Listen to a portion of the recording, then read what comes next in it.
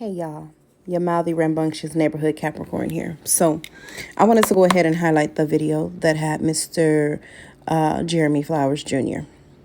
And I didn't credit him in that video because I didn't know his @tag at that time. I had actually found that video on Instagram. But now that I know, I did go back and credit him. So y'all can click on the video and see his actual tag to go to his page. However, those of you that have been following me for a while, or those of you that know me personally, know that I have a multidimensional mind. So whereas you heard him talk for 2 minutes, I heard him talk for almost 2 hours. Because I am the type of person, my mind is going to break down every little thing. Now, this particular video is probably going to be in 2 parts because there's really a lot to go over. And the only reason why there's a lot to go over is because I was reading over some of the comments and I wanted to go ahead and address those.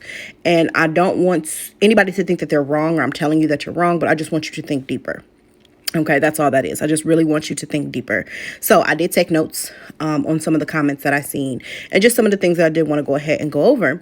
So being that I was just reported for harassment and bullying, I'm not going to say anybody's name or anything like that because, of course, again, when I teach y'all, it's from a place of love. Even if it's tough love, y'all know it's from a place of love. There's so many of you listening from a place of trying to respond or trying to have an answer and not listening to understand. There's also some of you listening from a place of ego instead of listening from a place of understand. So let's go through it.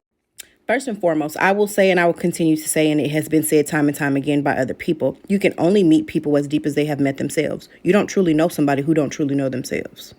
Someone made a statement about you should never date until you have healed trauma, but sometimes people don't even know that they are living in trauma. Some people don't even realize that they have been in a cycle of trauma since they were children because that is what they used to until somebody shows them different. So you can't tell people that you shouldn't date until you heal your trauma because sometimes your trauma is truly unknown.